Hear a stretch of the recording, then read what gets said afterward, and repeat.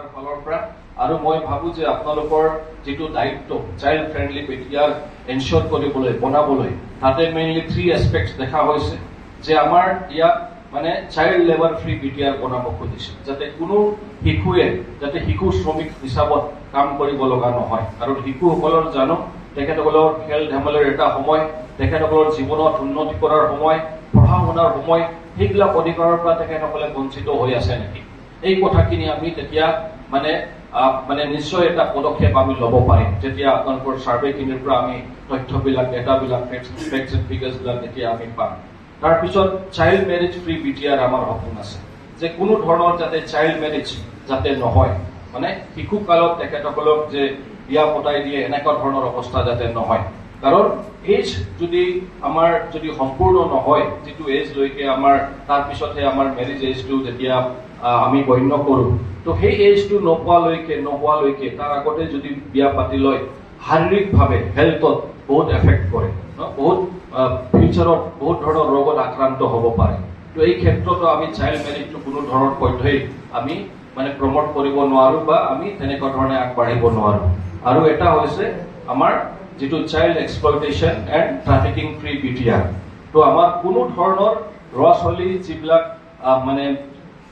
সৰু পোৱালিৰ পৰা জন্মৰ পৰা আৰম্ভ কৰি 18 বছৰলৈকে মানে আমি ধৰা হৈছে এজ গ্ৰুপটো তেখেতসকলৰ যাতে কোনো ধৰণে এবিউজ কৰা নহয় তেখেতসকলক কোনো ধৰণৰ যাতে তেখেতসকলৰ অন্যায় অত্যাচাৰ যাতে নহয় তেখেতসকলে কোনো ধৰণৰ যাতে ট্ৰাফিকিঙৰ যাতে বলি যাতে নহয় বহুত ট্ৰাফিকিঙো হৈ আছে তো সেইবিলাক কথা আমি এনশিওৰ কৰিবলৈ এইবিলাক আপোনালোকৰ জৰিয়তে এই তথ্যখিনি আমি জানিবলৈ যত্ন কৰিম প্ৰয়াস কৰিম নিশ্চয় আপোনালোকে যেটো সাৰ্ভে কৰিব তাৰ পিছত যিখিনি তথ্য আমাৰ হাতত আহিব সেইটোৰ ওপৰত বেছ কৰি আমি আকৌ আমাৰ চৰকাৰৰ হৈ সিদ্ধান্ত লম যে এতিয়া কি দিশত কেনেকৈ আমি আগবাঢ়িম এই 3 মান্থস আপোনালোকৰ সাৰ্ভে চলুতে আমাৰ পলিচিখিনিও ৰেডি হৈ থাকিব আৰু আপোনালোকৰ মানে ডেটা ফেক্টছ এণ্ড ফিগাৰ্ছ বিলাক তথ্যবিলাক পোৱাৰ পিছত আমি ফাইনাল সিদ্ধান্তটো আমি গ্ৰহণ কৰিম আৰু আমি আশা কৰো যে আপোনালোকে যেহেতু ফিল্ডত সাৰ্ভে কৰিব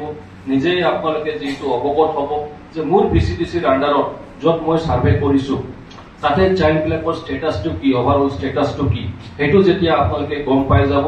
আমিও যেতিয়া চাম যে সঁচাকৈ আপোনালোকৰ জৰিয়তে আমি ৰাইট তথ্যবিলাক পাবলৈ সক্ষম হৈছো আমিও নিশ্চিতভাৱে চিন্তা কৰিবলৈ বাধ্য হ'ম যে সঁচাকৈ আপোনালোকৰ যেটো নলেজ এক্সপাৰ্টিজ ভিচিডিচি হিচাপত গেইন কৰিছে সেইটোৰ ওপৰত আমি কি ধৰণে আকৌ আগবাঢ়িব পাৰিম সেই সিদ্ধান্তত যেতিয়া আমি উপনীত হ'ব পাৰিম তো এইখিনি কথাই মই বিশেষকৈ আজি ক'ব খুজিছো মই ভাবো যে এই যেটো 4 দিনীয়া ট্ৰেইনিং প্ৰগ্ৰাম হৈ আছে ইয়াৰ পৰা সকলোৱে ভালকে আপোনালোকে বুজিব